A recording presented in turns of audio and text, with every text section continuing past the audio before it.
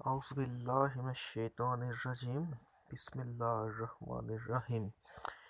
میرے دوستو، امید کرتا ہوں آپ سب خیریت سے ہو گے۔ تو اس چینل کو بنانے کا بیسیکلی مقصد میرا یہ تھا کہ تمام لوگوں کو جو آج کل میں نے تو جو خود محسوس کی تھی چیزیں وہ یہی کی تھیں کہ آج کل کے دور میں ہم لوگ اتنا گمراہ ہو چکے ہیں کہ ہمیں دین کی فرصت نہیں، ہم ہر چیز شارٹ کٹ میں چاہتے ہیں، ہر چیز کا مفہوم ہمیں شارٹ کٹ طریقے سے چاہیے۔ تو یہی کوشش تھی کہ اس چینل پہ بھی یہ بنانے کا مقصد تھا، ایک تو خود بھی اس چیز کو پڑھا جائے اور ساتھ آپ دوستوں سے بھی شیئر کیا جائے۔ تو سٹارٹ کرتے ہیں قرآن کی آیت نمبر 1 سے۔ اس میں بسم اللہ الرحمن الرحیم، یعنی کہ ہر چیز سے پہلے بسم اللہ فرما دی گئی ہے۔ اکثر ہم لوگ ہمارے علماء کرام ہم اس چیز میں بھی الجھاتے ہیں کہ جیسے کہ بسم اللہ نہیں پڑھنی چاہیے الحمد شریف سے پہلے، کوئی کہیں گے تعوذ پڑھنا چاہیے۔ اللہ کے بندوں نے ہمیں اس سے آگے سبق ہی نہیں دیا۔ بے شک شروع اللہ کے نام سے کیا جاتا ہے جو بڑا مہربان اور نہایت رحم کرنے والا ہے۔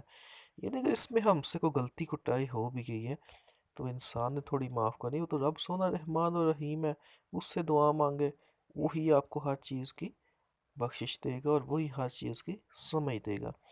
تو آیت نمبر 1 پہ آتے ہیں، الحمدللہ رب العالمین، سب تعریفیں اللہ کے لیے ہیں جو کہ تمام جہانوں کا پالنے والا ہے۔ دیکھیں، یعنی کہ اللہ کی ذات پہلی آیت میں یہ فرماتی ہے کہ تمام کائنات میں سب سے افضل ترین ذات، وہ سب تعریفوں کے لائق وہ ہے جو تمام جہانوں کو پال رہا ہے۔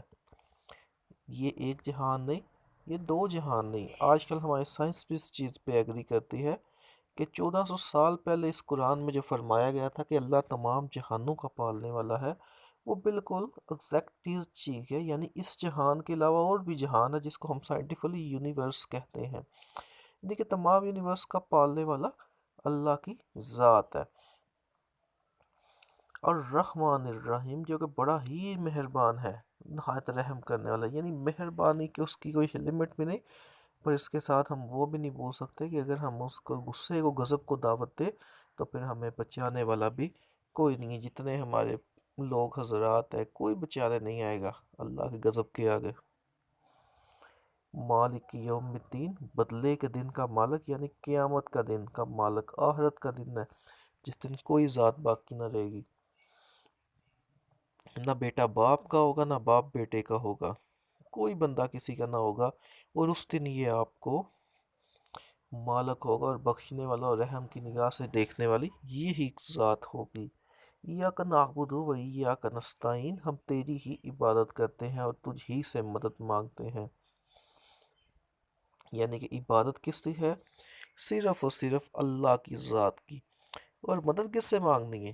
صرف اور صرف اللہ سے، نہ اور کسی نے۔ یہ بات آپ کو کوئی ہمارا نہیں بتائے گا۔ کیوں؟ اگر ایسی بات بتائی جائے تو سارے فقہ ختم ہو جائیں اور ان کی دکانداریاں بند ہو جائیں۔ یعنی عبادت تو اللہ کی کرنی ہے اور مدد بھی صرف اللہ سے ہی مانگتے ہیں۔ آپ صلی اللہ علیہ وآلہ وسلم بھی یہی کرتے تھے، صحابہ کرام بھی یہی کرتے تھے کہ جب کوئی مشکل پیش آتی تھی تو اللہ سے مدد مانگتے تھے۔ پر یہ باتیں ہمارے علماء کرام آپ کو کیوں بتائیں؟ اگر بتائیں گے تو دکانداریاں بند ہو جائیں گی ان کی۔ اہدنا الصراط المستقیم، اور اگر پھر بھی ہمیں سمجھ نہیں آتی تو رب سے دعا مانگ کہ ہمیں سیدھا راستہ دکھا۔ اس نے سلمان فارسی کو، آپ نے تاریخ تو پڑھی ہوگی، اکثر لوگوں کو علم بھی ہوگا کہ کس ایک گھرانے میں پیدا ہوگا، کیسے اللہ نے مشکلات سے گزار کے سیدھا ہدایت کی طرف لے آئے۔ ویسے ہی اللہ کی ذات کسی کو بھی ہدایت دے سکتی ہے۔ بلال حبشی کا واقعہ آپ کے سامنے، کئی واقعات کہ ہدایت اللہ کی طرف سے ہوتی ہے۔ عمر فاروق دیکھ لیں رضی اللہ تعالیٰ عنہ کہ ہدایت اللہ کی طرف سے آتی ہے، تو ہم نے اللہ سے ہی مانگنی ہے کہ ہمیں سیدھا راستہ دکھا۔ اب کن لوگوں کا راستہ؟ اب دیکھیں نا، سیدھا راستہ کیا ہے؟ صراط الذین انعمت علیہم، جن پہ تو نے اپنا انعام کیا، یعنی کہ کن پہ انعام کیا؟ اسی میں ساری بات کلیئر ہو جاتی ہے۔ انعام کن پہ کیا؟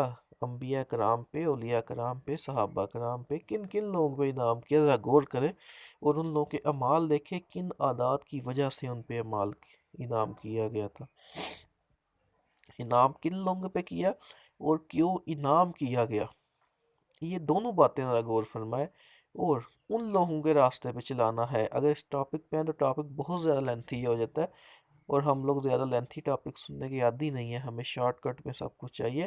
تو ذرا غور کیجیے گا کہ کن لوگوں پہ اللہ کا انعام ہوا ہے، اور کن وجوہات کی بنا پہ ہوا ہے، ان کی عبادات کی وجہ سے ہوا ہے، یا ان کے توکل کی وجہ سے ہوا ہے، کس وجہ سے ہوا ہے۔ تو آپ نے بھی ان لوگوں کے راستے پہ چل رہا ہے جن کے اوپر اللہ کا انعام ہوا۔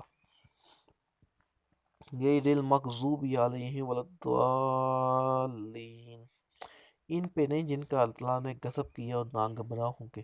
یعنی کہ کن پہ غضب ڈھایا گیا؟ فرعون پہ ڈھایا گیا، ابو جہل پہ غضب ڈھایا گیا، کن کن لوگوں پہ غضب ڈھایا؟ ان لوگوں کے راستے پہ نہیں چلنا۔ ان کی عادات کیا تھی؟ شراب پیتے تھے، زنا کرتے تھے، عورتیں دوست رکھتے تھے، چوری کرتے تھے، ناپ تول میں کمی کرتے تھے۔ یہ ساری عادات تھی۔ ہم ہدایت تو مانگتے ہیں، پر ہدایت کے لیے ہم ان لوگوں کے راستے پہ نہیں چلتے جن پہ اللہ نے انعام کیا۔ ہمارے اندر انتہائی افسوس سے کہنا پڑتا ہے کہ تمام کی تمام عادات جو ہیں وہ کافروں والی ہیں۔ ہو سکتا ہے میرے الفاظ کچھ زیادہ بڑے ہو چکے ہوں، تو اللہ سے میں معذرت چاہتا ہوں، لوگوں سے بھی معذرت چاہتا ہوں کسی کے دل پر۔ دیکھیں، میں 5 سے 6 برائی بلکہ 2 سے 3 برائیوں کا ذکر کروں گا۔ ایک قوم کو تباہ کر دیا کہ ناپ تول میں کمی کی وجہ سے۔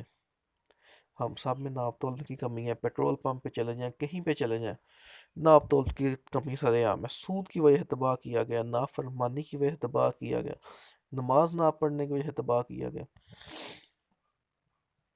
دیکھ لیں، یہ ساری آتے ہمیں موجود ہے، اذان ہو رہی ہوتی ہے اور ہم لوگ گالی گلوچ کر رہے ہوتے ہیں۔ میں صبح صبح جا رہا تھا، ایک کام جاتا تھا، اور وہاں پہ صبح اذان کا ٹائم ہوتا تھا، اور گالی، ایک دوسرے کو گالی گلوچ، ماں بہن کی گالی نکالنا بڑی فخر کی علامت سے نکالی جاتی تھی۔ تو یہ ناظرین تھوڑا سے میں نے روشنی ڈالنے کی کوشش کی ہے، امید کرتا ہوں کہ مزید اس کو ایک ایک آیت کو لے کے آگے آپ کو بتائے جائے گی۔ تو کوشش کریں تمام حضرات قرآن مجید کو خود اپنے ہاتھوں سے ترجمے سے پڑھیں، اور اپنے بچوں کو بھی ترجمے سے پڑھائیں۔ جزاک اللہ، اللہ حافظ۔